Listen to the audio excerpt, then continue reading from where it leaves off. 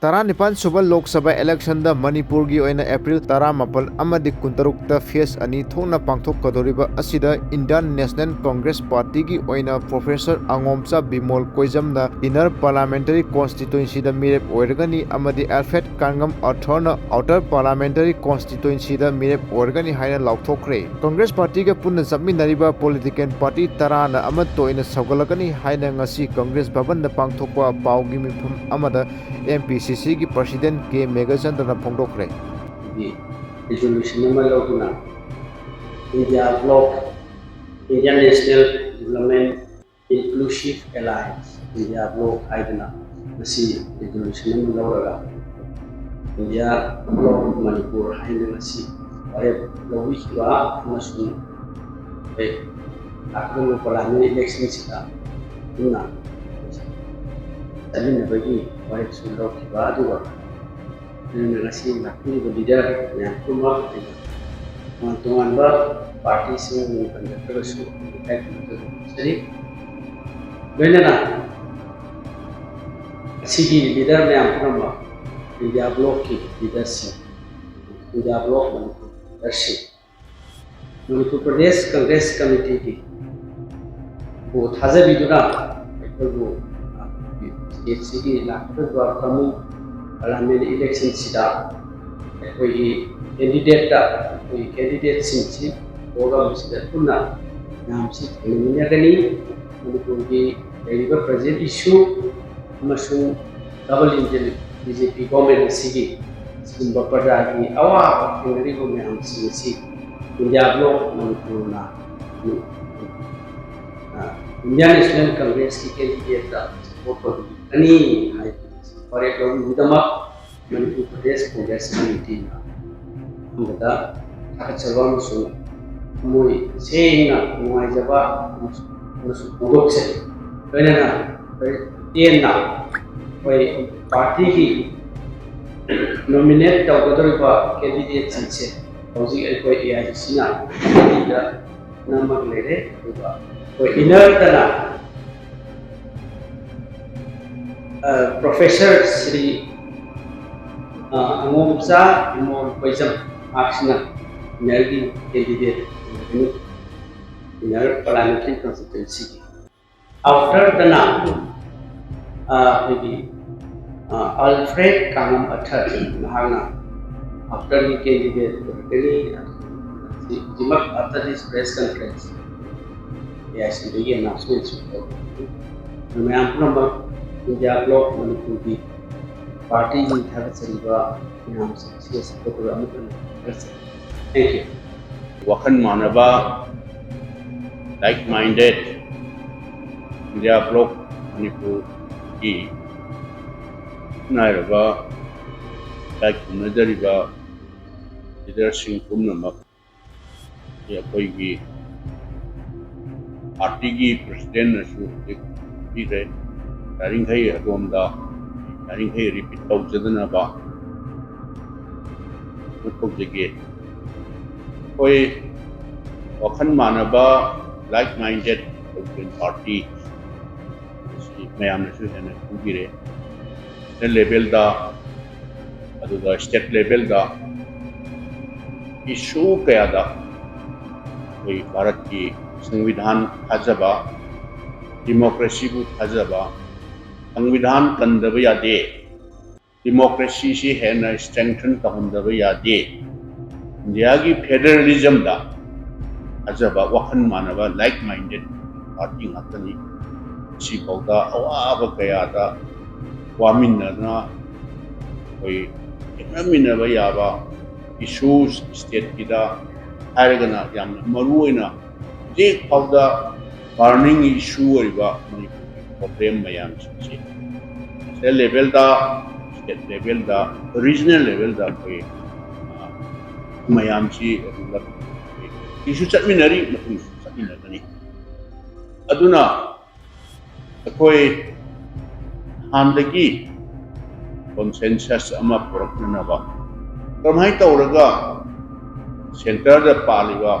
problem mayam chi state level da state level da regional level da koi mayam chi isu chatminari matung chatminari aduna akoi handagi consensus ama puraknaba kamai tawraga center da paliwa Narendra Modi ji NDA ki government masigi wrong policy mayam masi yaningdaba do state sida laiba state government sina maroina atai policy mayam palraga paidi laiba thiba haiba tare augiba megi tang ahum dagi disang sina auda chatareba ausin khong mayam si yaningdaba aduna koi kramai tawraga handak laiba koi mayam gi mangda taran laiba parliament gi election haiba tare lok sabha gi election chit animakta vote inner amasung outer parliamentary constituency animakta yamna khannabe aba trade fair discussion tawra koi gi pandam di NDA gi candidate BJP candidate maichi ba piba aduga anova India amasung manipura anova sector ama lengak sason gi anova sector ama pa haiba sida koi congress na ahandagi koi lakho ko yar bari koi gi candidate se koi gi high command high tare Delhi dagi di dari tawre ji khobot kengan red adu boy koi yariba makai as far as possible koi chaminari ba political party bana se siga hanna khanaraga koi party congress na hana ta koi ata tawrage haibise akoi gi candidate ta noi support kogi koi hana ta amjalaga koi amjadiye kamai tawjige koi gi moto koi gi wakndi BJP gi candidate si tawdor mai ti ba BJP haibise hanna trade mayam chu dum ubirangani adna baya ba trade fair discussion tawda mayamna tumnadagi congress ki candidate khati wa natte ko koi si manung mapan nai dana haijer congress na sponsor tawdoriba candidate se akoi gi wakhan manaba political party mayam sinasu akoi ne ta xyz se any tom and herik heta akoi ne ta ko ke hairga ya ye ba mayam congress na sponsor tawdoriba candidate noi hanmuna khalo that should be acceptable candidate koi tuan ba political party mayam sina manipur gi praja sina su yaningada ba candidate noi korkada bani du wargadi koi consensus hoina state ki interest ta lepak ki interest ta koi support tawgani ya yuma khaya tai candidate ko kana ba koi side tagi chukna gani hai baya ba khanara matungda akhoina jo koi ki party ki high command da sumai tawna koi wakhan manaba political party sing se siga consensus aba portana ba koi honari ngai bigo na hai matungda koi wakhan manaba political party mayam si yanaba ama la aba matungda sumai tawre yanare urgadi arena tawraga si go ahead noi press the hiro official letter to the koi masi oi bai ai yeng oi bai ai koi adu communicate to ye hair moi digi ayaba ahan bada wakhan manaba political party tarah sigi ayaba adagi mathunga ani sutana ki party gi high command gi ayaba moi digi signal yaw ga moi go ahead announce haira koi usabani candidate sing adudi this koi party president su ambi ke bedani inner da professor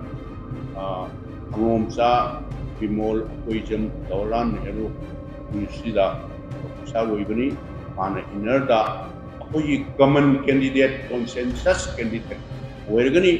outer parliamentary council sidana ki ana MLA su woibamba live थीबा हाइब तारे campaign हौरपदा तौरिसी मंगोंदा साथीना condemnable ओइबा मवंगा democracy की वहनथोक लेतना मंगोंदा अटैक तौबिबदो फेटु यामना नहा ओइबा यंग एनर्जेटिक ओइबा लेपाकिदमतदा स्टेट्सकिदमतदा आई सिरु सिरोकनी हाइना प्रोपोज कुमा याम यंग एनर्जेटिक ओइबा कैंडिडेट मखोय अनि से बा हाइना कोई माइना कोई लेपने जरे अदुना ने कोई मणिपुर प्रजासिंदा ट्रू फ्रेश मीडिया की ममांगा कोई प्रोग्रेसी अदुबो हुजिक कोई क्वेश्चन नमा मयामना केन टॉपिक यस अखोई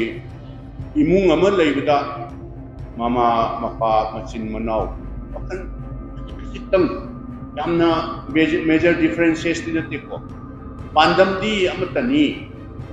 की एनडीए की बीजेपी कैंडिडेट इतौबा हाइबसे अदुबो ngasi hayenge akhoi manungda khatan thanagi neilegiye yaningbadi nataba dugumba lei na akhoi side tagi wakhan manawa political party ki leaders sing mayam lengchale akhoi mayam ki taraf tagi akhoi ki taraf ki su adugumba sinau singduta appeal tawjari manipur praja singi through the high batare ko appeal tawjari moju sumsoi soidana akhoi na hajajabase री